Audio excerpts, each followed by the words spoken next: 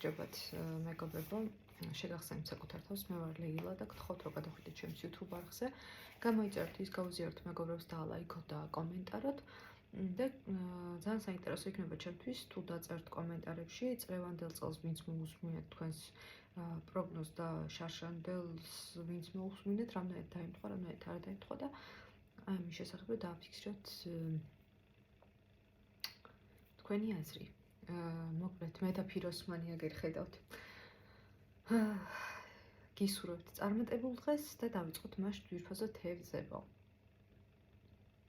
მას დავიწყოთ რეტროგრადული მერკურით. ძვირფასო თევზებო, რეტროგრადული მერკური 2025 წელს გვექნება 3-ჯერ და რა უნდა გავაკეთოთ და რა არ უნდა გავაკეთოთ რეტრო მერკურის დროს. პირველ რიგში რეტრო მერკურის დროს არ ვიწყებთ რაიმე ახალს, ან არ ვიძებთ რაიმე ახალს, იმიტომ რომ დიდი ალბათობით შედეგი არ მოგვეწონება. ან გვიან ჩამოვა, ან საერთოდ დოკუმენტებში პრობლემები იქნება, ან გაფუჭებული ჩამოვა, ის არ იქნება მოკლედ რაც ჩვენ გვინდოდა. და შესაბამისად მაქსიმალურად თავს ვიკავებთ აი იმისგან, მაგრამ ძალიან კარგია რომ დაუბრუნდეთ რაიმე ძველს, დახვეწოთ რაიმე ძველი, დაასრულოთ რაიმე ძველი. აი ამისთვის არის ძალიან კარგი. და პირველი რეტრო მერკური არის 15 მარტი 7 აპრილის პერიოდი თქვენს მეორე სახლში. მოკლედ ფინანსურად ესე იგი მაგარ სიტუაციაში ხართ, მოდი ასე ვთქვათ, გაქვთ რესურსები, გაქვთ უნარები, რომ გამოიმუშაოთ საკმაოდ დიდი ფული, ხო? და რეტრო მერკური, ოღონდ ეს არ არის ახალი, ხო? ეს არის რაღაცა, შეიძლება ვიღაცა ვალს გიბრუნებთ, შეიძლება ძველი რაღაც იმუშავეთ და თანხას არ გაძლევდნენ და დაგიბრუნონ, ხო? აი რაღაცა ეს უფრო შედეგის ის არის, ხო? მეორე არის, ან ამ საკითხებს დაუბრუნდეთ, ან მოითხოვოთ თქვენი ფული. მეორე რეტრო მერკური არის 18 ივლისი 11 აგვისტოს პერიოდი, მე-6 სახლი. აქტუალური საკითხები, რომელსაც დაუბრუნდებით იქნება მას ჯანმრთელობა, შინაური ცხოველები და ყოველდღიური მუშაობა. ეს სამსახურსაც ეხება და ყოველდღიურ ზოგად მუშაობასაც, ხო?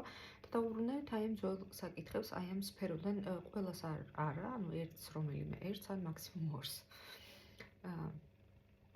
მესამე რეტრო მერკური იქნება 9 ნოემბერი 29 ნოემბრის პერიოდი, მე-10 სახლი. უბრუნდებით ძველ სტატუსს, უბრუნდებით რაიმე, ეს სტატუსი არის როგორც ოჯახური სტატუსი, ისე კარიერული. ოჯახურ სტატუსში გულისხმობ ანუ თქვათ ვიღაცას ეყოლება შვილი, ვიღაცა ბებია გახდება, ბაბუა და ასე შემდეგ, ხო? მეორეს მხრივ კარიერის კუთხით, ხო, რაღაცა და ძველ შეიძლება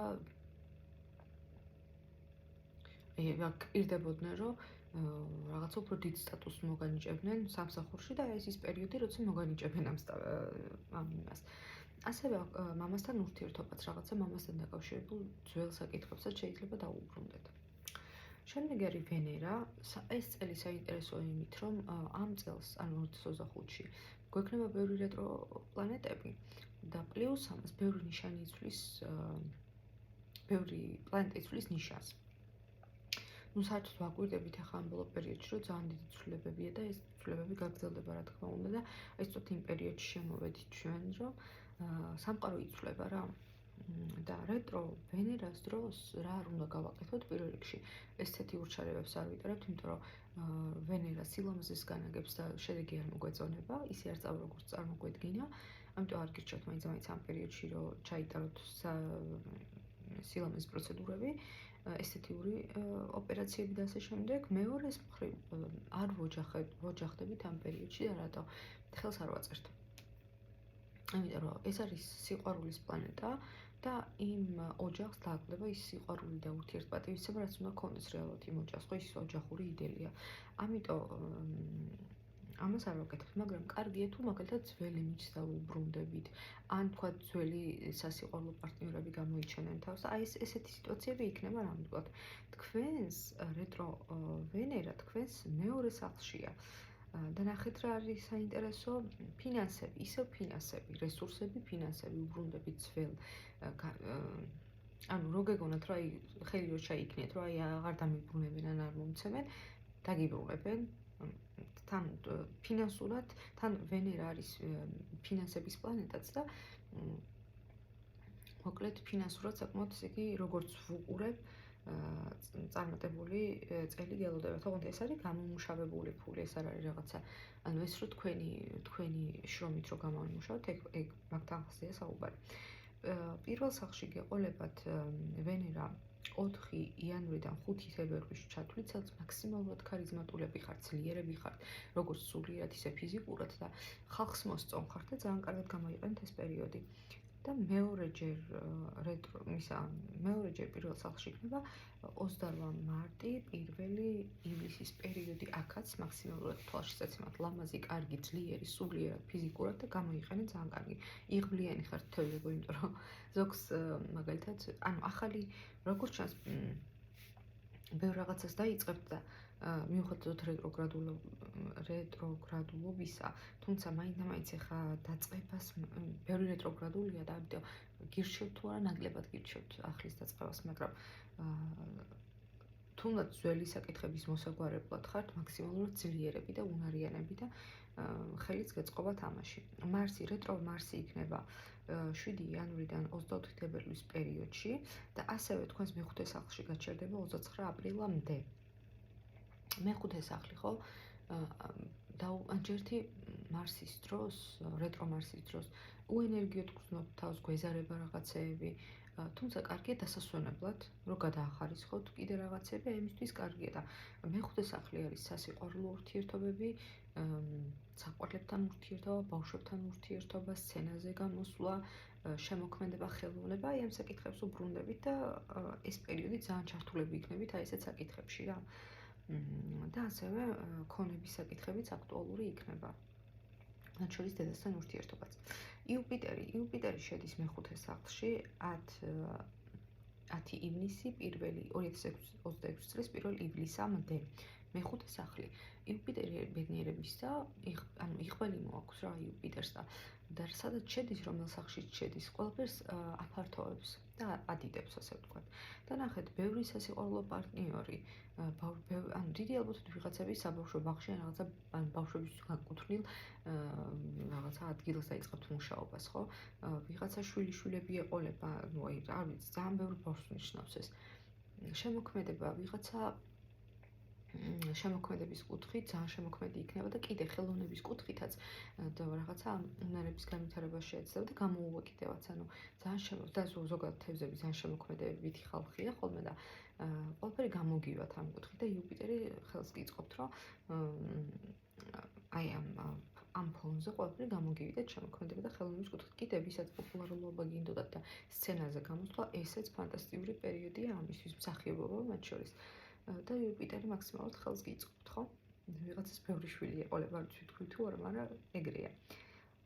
და რაღაცის ბავშვების თემა, სასიყვარულო ურთიერთობები და პარტნიორები, როგორ აქტიური და აქტუალური იქნება. სატურნი არის თქვენს მეორე სახლში, 26 მაისი 2 სექტემბრის პერიოდში, შემდეგ 2026 წელს იგი მთლიანად 2 წელნახევარი 3 წელი გადავა თქვენს მეორე სახლში. ძალიან ფინანსურად გაძლიერებული წელი იქნება. თან ეს არ არის, რომ ვიღაცა გაჩუქებთ კიდევ ერთხელ, ეს არის თქვენი გამომუშავებული თანხები და მაქსიმალურად ესე იგი თავაწეულად შეგიძლიათ თქვათ, რომ ძალიან ბევრს იშრომებთ და ამის სანაცვლოდაც ეს დაგიფასდებათ და მიიღებთ იმ თანხას, რაც გეკუთვნით, თანხებს, რაც გეკუთვნით და სატურნი პლუს ამას გეუბნებათ, რომ იყავი სტრუქტურიზებული, მიიღებთ თანხას, იყავი სტრუქტურიზებული. ასევე უნარების კუთხით თუ გეგონათ რომ რაღაც არ შეგეძლოთ, სატურნი გეუბნებათ დაგეგმე, ყველაფერი შეგიძლია, ყველაფერი გაქვს, ყველაფერს შეძლებ. და გაწერე, ხო, ანუ ესე იგი ძალიან რესურსული და ფინანსური წელი გელოდებათ. შემდეგ არის ურანი 8 ივლისი 9 ნოემბრის პერიოდი მეოთხე სახლში და 2026 წლის აპრილში თუ არ ვცდები, იგი მთლიანად შედის 7 წლით უკვე თქვენს მეოთხე სახლში. ურანი არის ცვლილებების პლანეტა, რისკების პლანეტა და უცაბედი, ანუ ცვლილებები იქნება ისე რომ არელი რა. შემდეგ საკითხებში. სამშობლო, მიწა, წყალი, დედასთან ურთიერთობა, ქონება, რემონტი, ყველაფერი ის იქნება უცაბად გადაწყვეტ რა იცი რა არის ხა გავარემონტო სახლის შეძენაც მათ შორის შეიძლება სახლის მოგებაც კი, ანუ რო არ ელი და რო ხდება, აი ესეთი მოვლენებია რა. და აქტიური იქნება ეს პერიოდი აი ამ ყველაფრისთვის. ნეპტუნი 31 მარტი 23 ოქტომბრის პერიოდი 2026 წელს იგი მთლიანად გადადის თქვენს მეორე სახლში. ნეპტუნის მეორე სახლში ყავთ და ნეპტუნი არის პლანეტა, რომელსაც საზღვრები არ გააჩნიათ. მოკლედ იმდენი თანხა გექნებათ, რომ აი რა ვიცი, ესე არა და ესე როგორც სიტყვია და ძალიან მაგარია. ფინანსურად დაალაგდებით მოკლედ. შემოსავლიანი წელი გექნებათ. და რესურსებიც, ძალიან რესურსული იქნებით, ძალიან ბევრი უნარი გექნებათ, რესურსულები იქნებით, ეს ძალიან მაგარია. და აგვისტოში ნეპტუნი და სატურნი ერთდება. ეხლა რას გვეუბნება ეს? ერთის მხრივ ეს ორი პლანეტა აქ ამ შემთხვევაში ერთმანეთის საპირისპიროდ გვევლინება, რადგან სატურნი არის პლანეტა, რომელიც პირიქით, რომელსაც ქაოსი არ უყვარს, რომელიც დალაგებულია, კანონზომიერია, რა ვიცი, ანუ ძალიან დალაგებული პლანეტა არის და ამცირებს ყველაფერს და ნეპტუნი პირიქით საზღვრები არ გააჩნია, ქაოტური პლანეტა არის. და ისა რა ქვია, ამიტომ ნახეთ როგორ უპირისპირდება ამ კუთხით ერთმანეთს, მაგრამ აგვისტოში მათი შეერთება გვაძლევს იმას, რომ ვინც ძალიან ქაოტური იყო, დაალაგდება, ისწავლის მენეჯმენტს, ისწავლის როგორ და დაგეგმოს, დაალაგოს, მიაღწიოს რაიმეს და ვინც ძალიან შემოწუხე, ანუ ყველაფერი ზედმეტი არის მავნე ხოლმე ადამიანისთვის და ზოგი შეიძლება ძალიან ზედმეტად დაალაგებული იყოს, გულისხმობ, რომ აი ზედმეტად ანუ დრო-დროში რომ უნდა ჯდებოდეს და ის რაღაც ან მოქნილი რო არ არის, ხვდებით და ან თვითონაც რო წუხდება უკვე ამით, ანუ აი მოქნილობას ისწავლიან ეს ადამიანები. და გარდა ამისა, ფინანსების კუთხით შეიძლება ეზოთერიკამაც მოგიტანოთ თანხები, არ არის გამორიცხული. და მოკლედ აი ესეთი საინტერესო ამბები ჩემო თევზებო რა. ანუ ვაიბი არის ის, რომ ესე იგი დაალაგებთ და გაქვთ, ანუ სტრუქტურას მისცემთ, გაწერთ და მიაღწევთ ისეთ რაღაცებს, რასაც აი საზღვრები არ გააჩნია. მოდი აი ესე დავალაგოთ. პლუტონი 28-24 ნოემბერს ამ წელს შეიცვალა ნიშანი პლუტონმა და გადავიდა თქვენს მე-12 სახლში და 20 წლით იქნება მე-12 სახლში. მე-12 სახლი თქვენი სახლია. და პლუტონის მე-12 სახლში ყოფნა დიდი ტრანსფორმაციების მომასწავლებელია. ანუ ძალიან იცვლებით, ანუ გაწმენდითი პერიოდი გაქვთ როგორც ჩანს, ანუ თვალებში უყურებთ ყველაფერს, შიშს, ყველაფერს და გადაწყვიტავთ, რომ ცხოვრებიდან წაშალოთ ადამიანები, რომელიც თქვენს ცუდად მოქმედებს. მეორეს მხრივ, თქვა თუ ჯანმრთელობაზე პრობლემები გქონდათ, გაჯანსაღდეთ. ვიღაცას ეზოთერიკისკენ ექნება მიდრეკილება და რაღაცა ძალიან დიდი ინტუიცია ექნება ძლიერი. ვიღაცა თუ ციხეში იჯდა გამოვა დიდი ალბათობით, ვიღაცა მავნე ნივთიერებებს თუ მოიხმარდა ამისგან განთავისუფლება თუ მოუნდება რა თქმა უნდა, მაგრამ აქ რისკია, რომ ინტერესიც გაჩნდეს. ამიტომ მაქსიმალურად ჯანმრთელობას მოუფრთხილდეთ, იმიტომ რომ ჯანმრთელობა ცხოვრებაში ერთ-ერთი უმნიშვნელოვანესია, ვიცი რომ ეს ისედაც იცით, მაგრამ ხო იცი განმეორება ცოდნის დედა არისო და პლუტონი ძალიან შეგცვლით ხასიათი. ვიღაცა თერაპიას დაიწყებთ. აი მაგალითად, თუნდაც იგივე მავნე ნივთიერება ვიღაცამ შეიძლება გადაწყვეტოს, რომ იცი რა, მე არ მინდა ესე ცხოვრება და ვიწყებ ახალ ცხოვრებას და მიმართოს თერაპევტზე, ფანტასტიკური ფსიქოთერაპევტზეა საუბარი და არა მარტო ფსიქოთერაპევტზე. და ემიგრაცია. თევზებო, სადღაც მიდიხართ, მიფრინავთ, იცვლით ადგილს დიდი ალბათობით, ხო, ბევრი თევზი ასეც იზავს. და მოკლედ გაწმენდითი წელი გელოდებათ, მოკლედ და ყველაფერი საუკეთესო წინ გელოდებათ, ასე რომ თავარია რომ მოინდომოთ ახლა პლანეტები, ანუ ასტროლოგია როგორ რაღაცა იცით, ანუ ციდან კი არ ჩამოვა რაიმე პლანეტა და თქვენას ვთქვი არის აქვს რამეს, ანუ პერიოდებია და გეუბნებათ, რომ იცი რა არის, კარგია რომ ხელი გეწყობა, კარგია რომ ეს გააკეთო, კარგი არ გააკეთო და ისევ შენიცი, ანუ ესეთი თემა არის რა, ამიტომ რატომაც არა გამოვიყენოთ ეს პერიოდი. ხო, ვიღაცა სამავთყოფოშიც დაიწყოს კაცო მუშაობას, ან ციხეში, ან სადმე ეგეთ ადგილას, ან ეზოთერიკით შეიძლება პროფესია გაიხადოს ეზოთერიული რაღაც მიმართულება, ხო? და რელიგიის კუთხითაც შეიძლება ვიღაცა ბერად აღიკვეცოს, რა ვიცი მე, ყველაფერი შესაძლებელია, ვისთვის როგორ, ან თემები ეს არის, საკითხები ეს არის.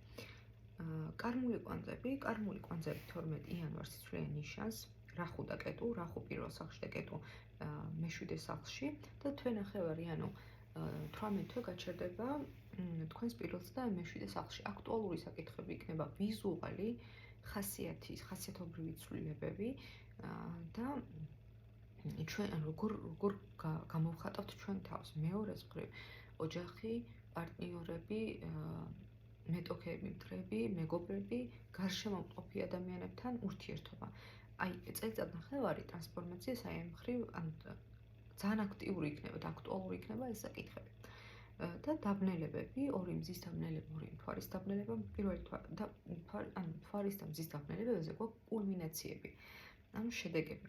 14 მარტი თქვენს მე-7 სახლში იქნება და ეს მიუთითებს იმაზე, რომ აქ კულმინაციას ნახავთ შენდელ საკითხებთან დაკავშირებით. ოჯახი, პარტნიორული ურთიერთობა, მეტოქეებთან ურთიერთობა, მეგობრებთან ურთიერთობა, ზოგადად გარშემო მყოფებთან ურთიერთობა იქნება, ანუ აი თუ ამაზე მუშაობდით, ამის შედეგებს დაინახავთ. მზის დაბნელება 29 მარტი მე-10 სახლის სტატუსი, ოჯახური სტატუსი და სამსახურეობრივი სტატუსი, დედასთან ურთიერთობა და მიზნების შედეგი მიზნების კუთხით რა და მამასთან ურთიერთობა. მთვარის დაბნელება 7 სექტემბერი პირველი სახლი ვიზუალი, როგორ გამოვიყურები, როგორ გამოვხატავ საკუთარ თავს და ხასიათი. თუ მუშაობთ საკუთარ თავზე, მაგალითად რაიმე უნარის გამომუშავება გინდოდათ, შედეგს ხედავთ ამ მიმართულებით. და ბოლო მზის დაბნელება არის 21 სექტემბერი თქვენს მე-7 სახლში. ეს არის კულმინაცია ოჯახთან ურთიერთობის მხრივ, მეგობრებთან, ადამიანებთან, რომლებთანაც ყოველდღიური შეხება გაქვთ, მეტოქეებთან, პარტნიორთან კულმინაციას ნახავთ აი ამ მიმართულებებით. მოკლედ, მადლობა რომ მომისმინეთ ძვირფასო თევზებო, მინდა რომ წარმატებული წელი გისურვოთ და დროსთან ერთად ჩავწერე რა თქმა უნდა ვიდეოებს ცალ-ცალკე კიდე შეგახსენებთ რაღაცეებსაც და უფრო ფართოდაც განვიხილავ რაღაცებს. მოკლედ, მინდა რომ წარმატებული წელი გქონდეთ და ერთ-ერთი ზოგადად წყლის სტიქია კარგ მდგომარეობაში 2025 წელს ერთ-ერთი იღბლიანი სტიქია არის, როგორც სტიქია, ასე ვთქვათ. ასე რომ, აბა თქვენიცით.